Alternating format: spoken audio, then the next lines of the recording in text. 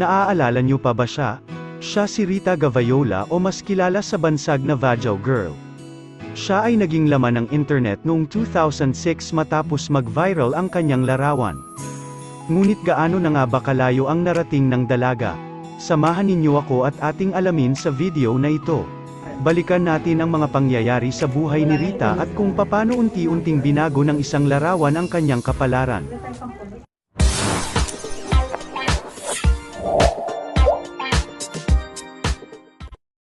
Malayo na ang narating ni Rita Gavayola o mas kilala sa bansag na Vajaw Girl matapos na mag-viral sa internet ang kanyang larawan. 2016 nang mapansin ng isang photographer ang kanyang likas na kagandahan sa pagdiriwang sa Lucban, Quezon. Mula noon si Rita ay unti-unti nang pumasok sa pagmumodelo, pag-arte at maging sa mga reality show. Sinabi ni Rita na nagbago ang kanyang buhay matapos siyang maging isang sensasyon sa internet. Siya ay nakabalik sa pag-aaral habang gumagawa pa rin ng mga pagpapakita sa TV at mga modeling stint.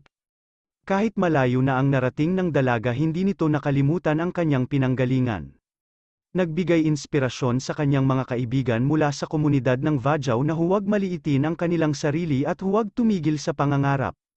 Ang kanyang mga larawan ay nakakuha ng pansin ng mga kilalang tao tulad ng Miss World Philippines 2015 Hilary Daniel Parungao, Miss International Philippines 2014 Bianca Gudotti, at Miss Earth 2015 Angelia Ong. At dahil dito gusto ng mga beauty queen na tulungan si Rita upang paunlarin ang kanyang potensyal. Sumabak siya sa showbiz nang sumali siya sa isang reality show mula sa ABS-CBN, at naging isa sa pinakabatang contestant sa edad na 13. Sa kanyang murang edad, sinubukan din niya ang swerte sa pagmomodelo.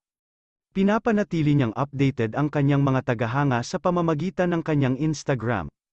Ang kanyang mga kamakailang larawan ay nagpapakita na siya ay bumalik sa paaralan. Nalink din siya sa rising star na si Jello Angelo Marquez nang mag-upload siya ng mga litrato na sila ay magkasama.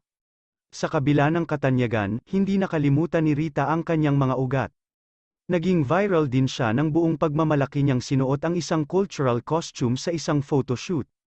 Si Rita ay mukhang elegante nang magsuot ng boho-themed party para sa kanyang ika-14 na kaarawan noong 2017. Nakakuha rin siya ng maliit na papel sa seryeng GMA Telebabad na Sahaya. Mula sa pagmomodelo hanggang sa mga role sa telebisyon, si Rita Gavayola ay patuloy na nagsisikap na makamit ang kanyang mga pangarap.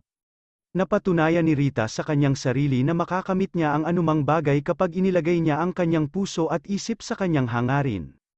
Sa episode ng Eat Bulaga noong December 14, 2020, nagpakita si Rita sa segment na Bawal Judgmental. Sinabi ni Rita na nagpapatuloy siya sa isang edukasyon at determinado na tapusin ang kanyang pag-aaral. Ipinakita rin niya ang kanyang kasanayan sa pagmomodelo na on-point ramp.